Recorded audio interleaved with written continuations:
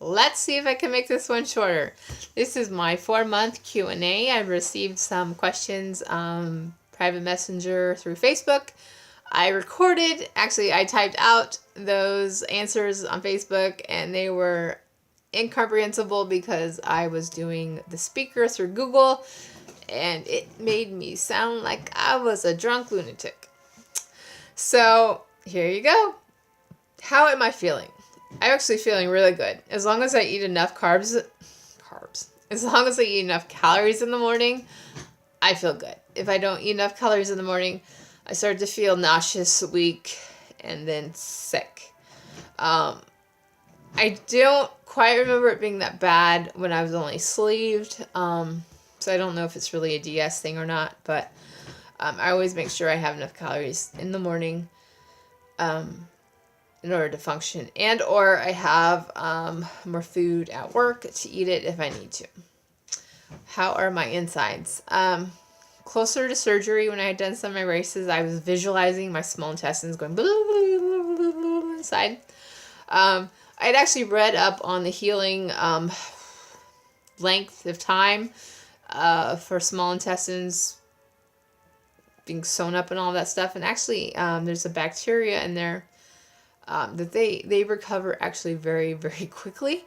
I didn't do any scientific research, but I just did some quick Googling. So actually pretty much before I left the hospital, probably the next day, the small intestine itself, the inside part was healed. Of course, by now, I'm sure there's scar tissue going on. So when I ran my half marathon almost 2 weekends ago, I mentally didn't even think about my small intestines. I only know I was like, ooh, don't fart, because it might not be a fart. But I feel great. I feel amazing. Having had the sleeve, though, for 3.5 years, I know what's normal for me, being a bariatric patient, so I know if there's anything beyond my normalcy. If it lasts more than a day, there could be something wrong, but so far I've not experienced that. I may never. I may years down the road. I know there's a risk. I was willing to take that risk. If you are not willing to take that risk, do not proceed to even think about this. This is serious crap. I'm stuck taking vitamins forever. I will need no less than yearly blood work, 3 to 5 years out. I will still need yearly, but after this year, I'm going to probably do it every 6 months. I hate needles. I pass out. I did this to myself for, yes, vanity reasons, mental health, and physical health.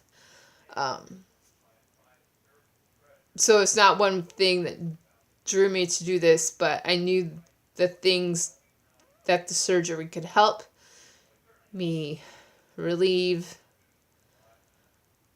were worth the possible cons over the pros. Yeah, thank you. How's pooping? Pooping's great. I go every morning. I think there's only been 2 mornings where I didn't go. Who knows why?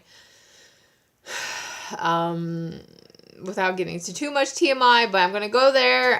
It is usually water cresting because everything within my bowels almost is, I think, nearly cleared out by the next day, give or take. It's pretty regular. It's softer than I'm used to. The form of it will be based on how much fat I had. Sometimes it looks like a normal thing that you're used to seeing, and usually it's not. The color, I've seen anywhere from like a beige to dark brown based off of what I've eaten. I like the chocolate. I drink a chocolate isopure shake, but all in between. You'll never see normal poo again, though. Never trust a never trust a fart. Sharting is no laughing matter. I will live and die by that statement nowadays. And I do have an antidiarrheal at work, both liquid and pill form, just in case my guts get too grumbly. And does the healthcare facility not do the DS? No, they do not do the DS. No surgeon there does the DS.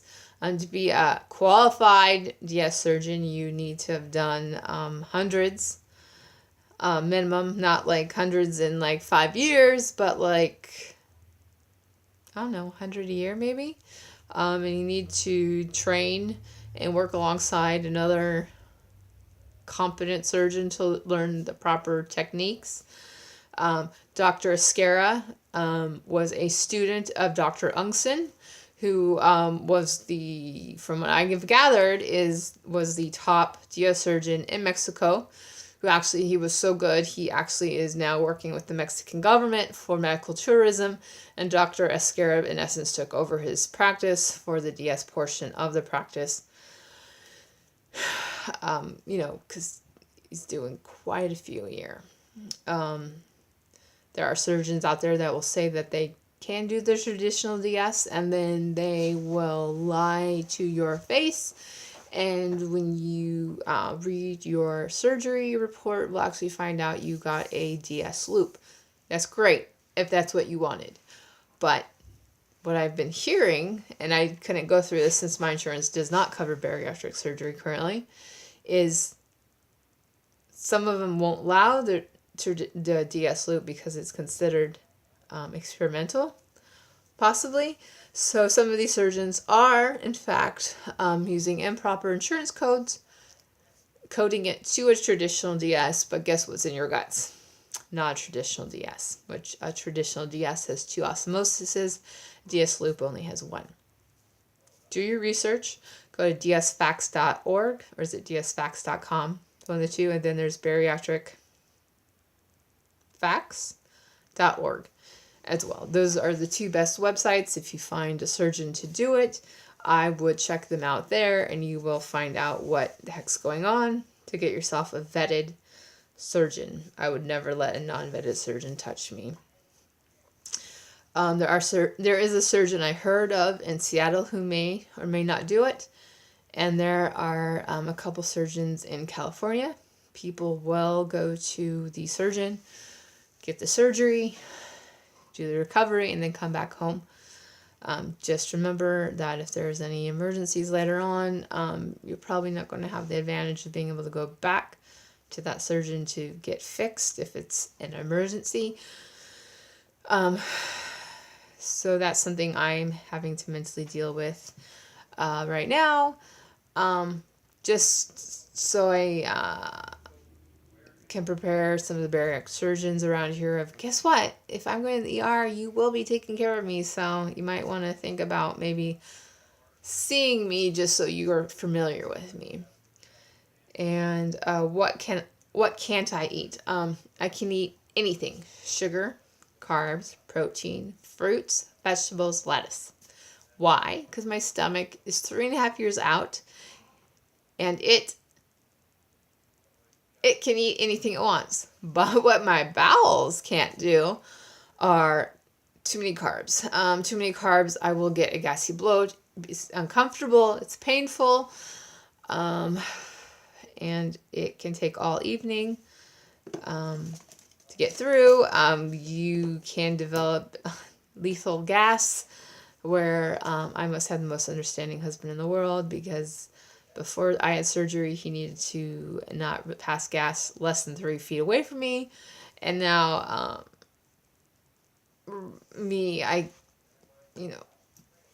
he's a little close sometimes when I have to go pass gas. So, he loves me.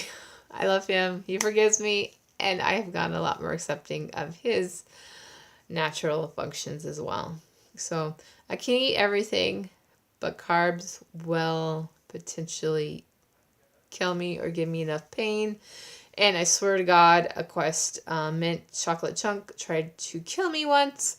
That was probably about 3 weeks after surgery, and I felt it go down for probably 3 hours, and that sucked. So I haven't touched a Quest bar since then, and I can eat pretty much anything.